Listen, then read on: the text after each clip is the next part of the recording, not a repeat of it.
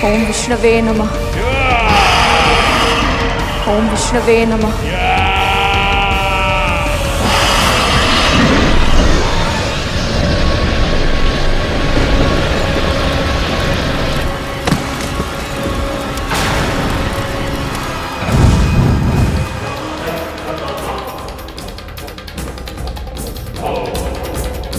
आशा कीजिए कि आपका पुत्र भी हमारी मां की रक्षा और उनका सम्मान ऐसा ही कर रहा हो।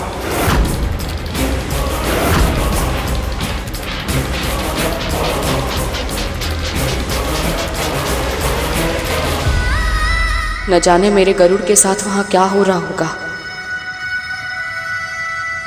हमें आपके निर्णय की प्रतीक्षा है महाराज बलि। ये पक्षी तुम्हारे नियंत्रण में है, इसका अर्थ ये नहीं कि हम इसके अपराधों को भूलकर इसे क्षमा करते हैं। इसने ना केवल असुरों की सेना को चुनौती दी है, बल्कि मेरे पुत्र और स्वर्ग के महाराज बलि की सत्ता को ललकारा है। इसे अवश्य दंड मिलना चाहिए।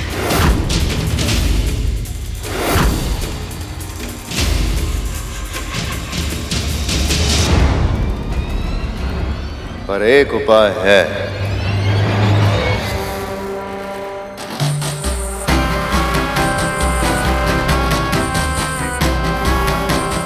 यदि गरुड़ अपने घुटनों के बल बैठ के हमसे क्षमा की याचना करे और यह प्रण ले कि दोबारा कभी हमारे मार्ग में नहीं आएगा,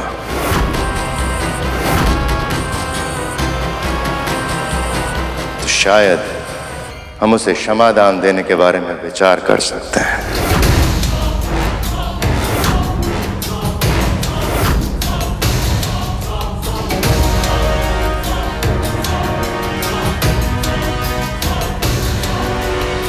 सुना नहीं तूने? घुटने के बल बैठ और क्षमा मांग।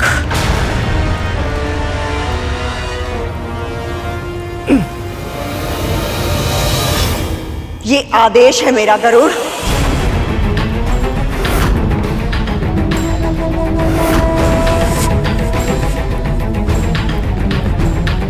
क्या हुआ? तुम्हारी माँ और नाग भाई अभी भी युद्ध स्थल में है। क्या तुम उनकी और अपनी रक्षा नहीं करना चाहते?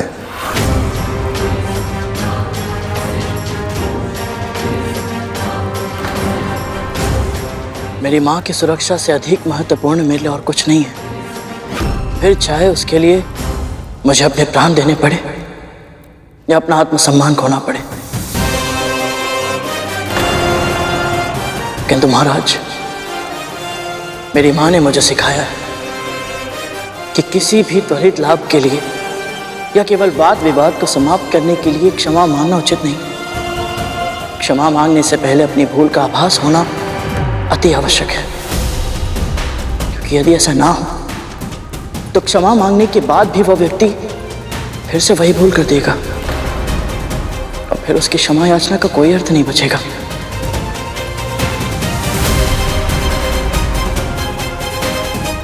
और यह सत्य है महाराज, अदिति मां की रक्षा करने के निर्णय को मैं अनुचित नहीं समझता। यदि आवश्यकता हो तो मैं फिर से करूंगा, सहर्ष करूंगा।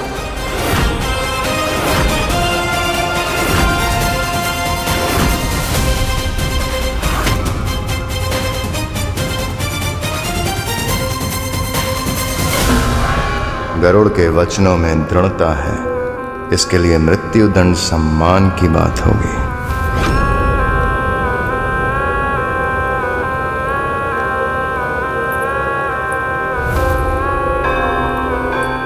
पुत्र, अब किस बात की प्रतीक्षा है? असुरों के महाराज, स्वर्ग के शासक हो तुम। जो शीश तुम्हारे सामने ना झुके उसे धड़ से अलग करना उचित है। जो शीश तुम्हारे सामने ना झुके उसे धड़ से अलग करना उचित है।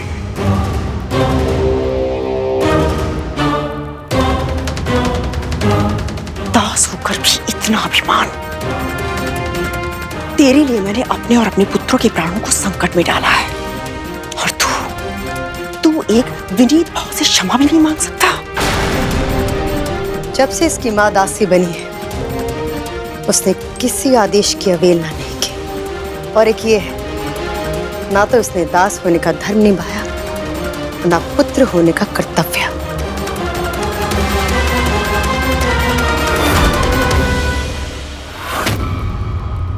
महाराज के आदेश का उल्लंघन करके तूने अपनी मृत्यु को आमंत्रण दिया है। मैं तो कहता हूं, इस पक्षी के कर्कश गायन की प्रतीक्षा ही क्यों करनी। मैं अभी यमदूत से इसका साक्षात्कार करवाता हूं।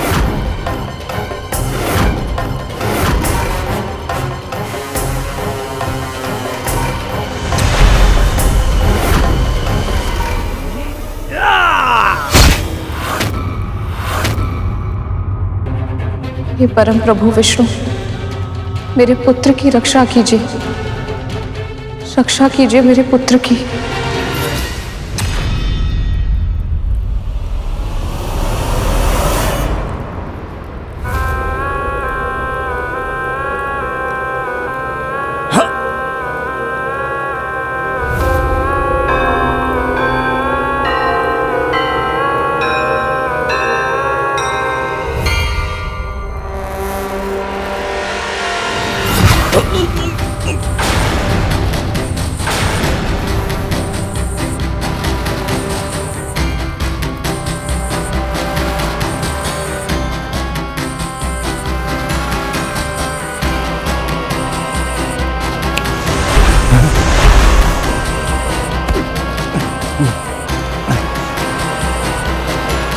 मृत्यु केवल शारीरिक हिंसा से नहीं होती राहु।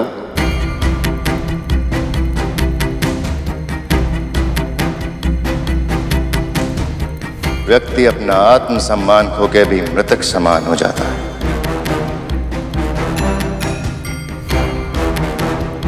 यदि गरुड़ एक बार क्षमा नहीं मांग सकता, तो उसे सहस्त्र बार झुकना होगा। पूरी प्रजा के सामने से 1,008 बार करबद्ध प्रणाम करके हमारे महाबलीपुरम की प्रदक्षिणा करनी होगी।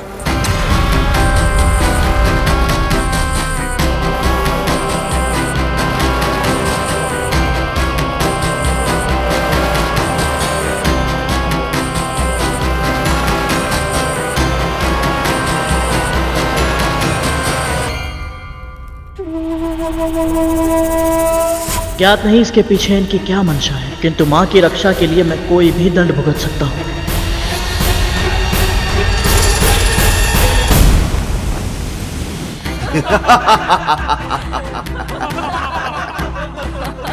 सुना है ये बहुत ही शक्तिशाली पक्षी है।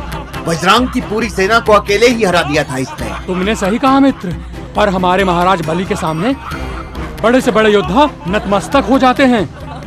तभी तो आज ये पक्षी भूमि पर लौटकर अपने अपराध की क्षमा मांगेगा। सही कहा मित्र।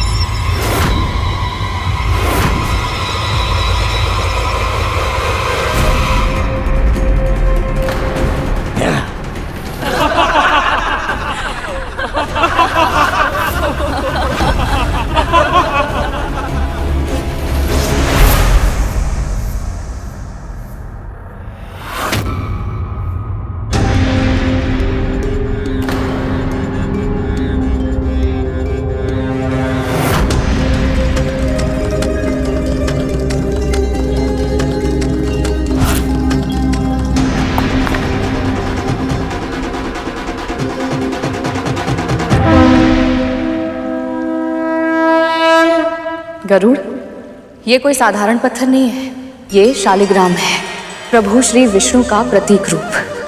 ऐसी शिलाओं को बहुत पवित्र माना जाता है क्योंकि प्रभु के निशान इन पर कोई मानव नहीं बनाता, अपने आप बन जाते हैं समय के साथ प्रभु की कृपा से। शालिग्राम अनेक तरह के होते हैं जिन्हें उनके आकार, रंग और चक्र, मुख, वनमाला आदि निशानों के आधार पर पहचाना जा सकता है। यदि तुझे कभी कोई ऐसी शिला मिले तो उसे साक्षात प्रभु श्री विष्णु का आशीर्वाद समझना, उसका आदर करना।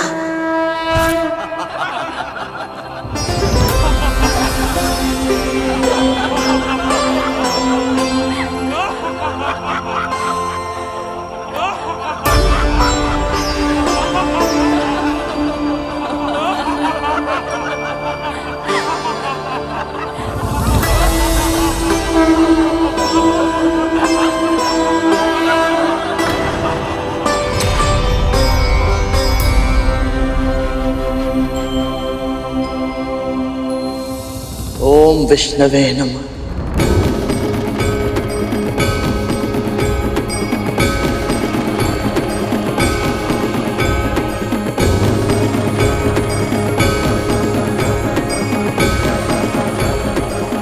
ओम विष्णवे नमः। ओम विष्णवे नमः। ओम विष्णवे नमः। ओम विष्णवे नमः। ओम विष्णवे नमः। ओम विष्णवे नमः। ओम विष्णवे नमः। ओम विष्णवे नमः।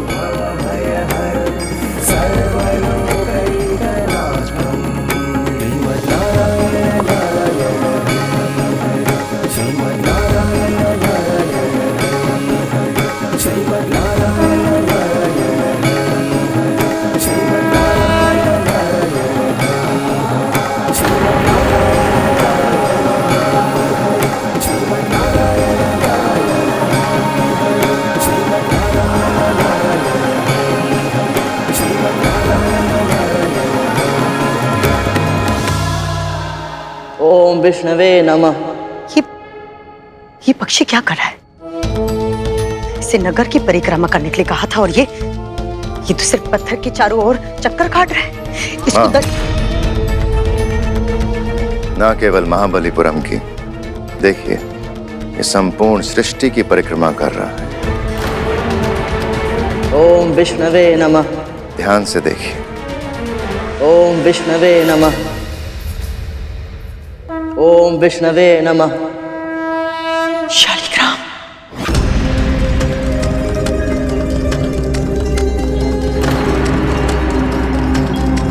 ओम विष्णवे नमः।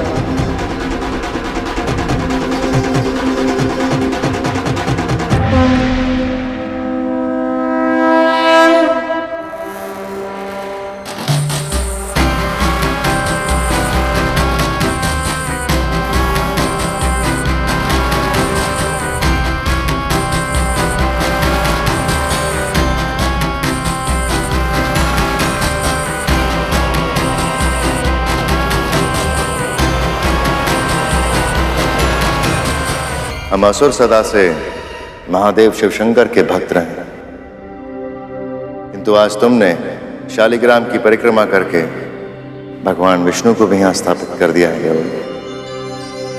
आज से महाबलीपुरम में भगवान विष्णु की भी भक्ति होगी।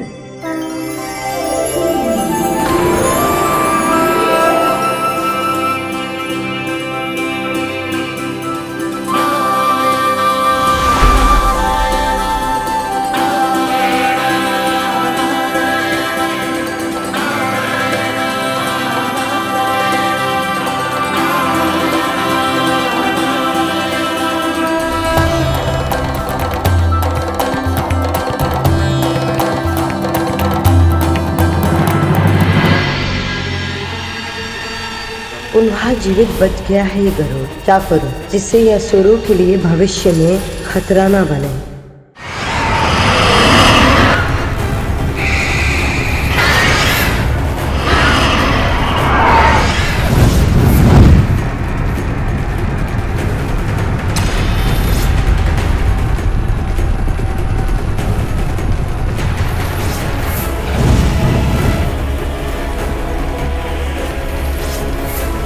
बच क्या रहा हो। किंतु भैया अचानक से ये सब लुप्त कैसे हो गए?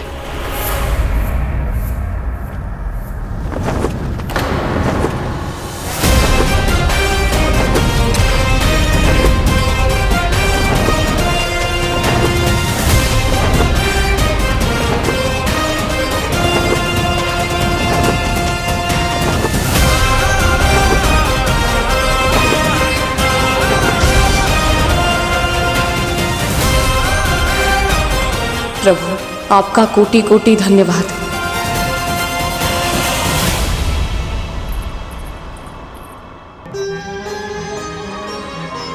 माँ, माँ,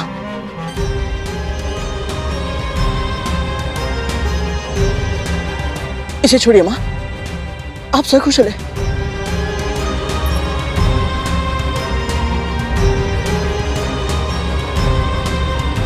ठीक हो ना?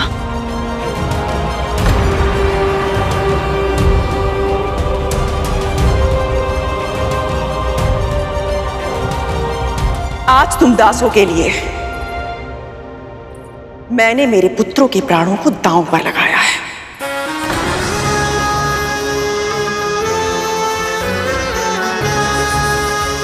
हमें आभास है महाराज, इसके लिए हम दोनों सदैव आपके ऋणी रहेंगे। कुछ सीख अपनी मां से। ये होता है अच्छे दास का व्यवहार।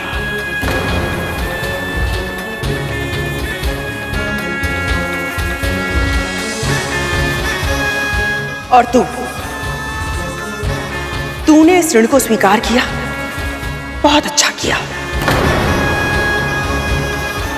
पर अपने पुत्र को समझाना।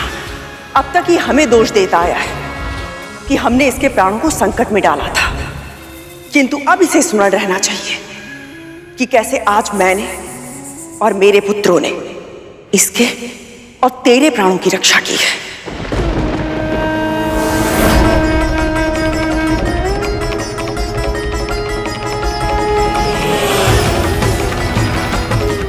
महारानी, मैं सच्चे हृदय से आप सबका आभारी हूं।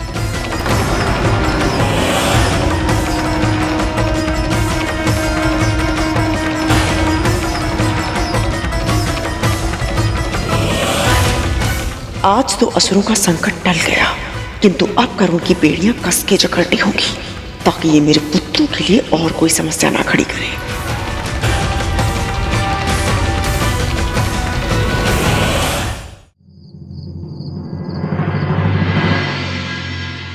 माया भी बहुत ढीठ है।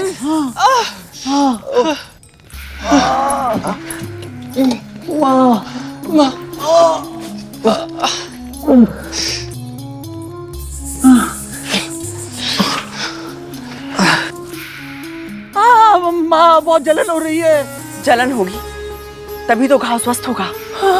अच्छा।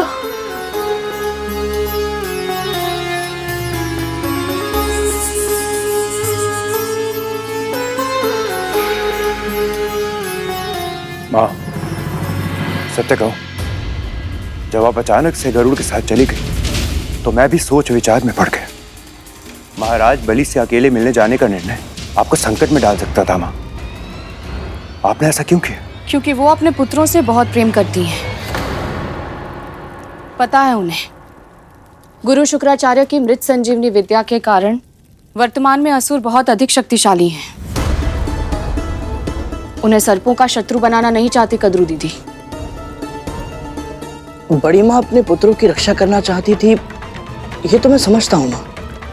पर जब दीदी माँ ने उनसे कहा कि वो मुझे असुरों को सौंप दे और ये युद्ध समाप्त हो जाएगा, तो उन्होंने मेरी रक्षा क्यों की? क्यों मुझे दीदी माँ को नहीं सौंपा उन्होंने? क्योंकि मैं दीदी को अच्छे से जानती हूँ। वो गरुड़ को दास बना लेती और अवसर पड़ने पर उसकी अद्भुत शक्तियों को हमारे विरुद्ध उपयोग करती।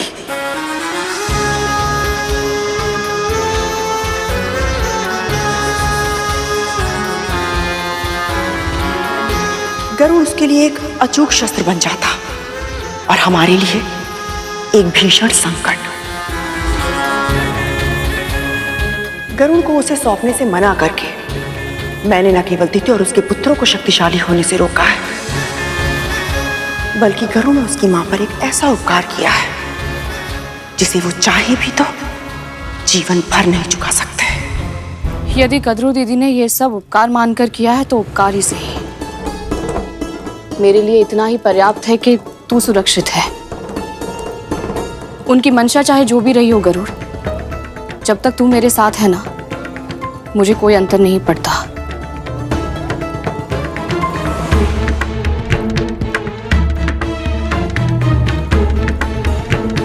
किंतु मुझे अंतर पड़ता है माँ। आखिर ऐसा क्या चल रहा है उनके मस्तिष्क में? शीघ्र ही मुझे कुछ ऐसा करना होगा कि गरुड़ और उसकी मां मेरे हाथों की कठपुतलियां बनकर रह जाएं।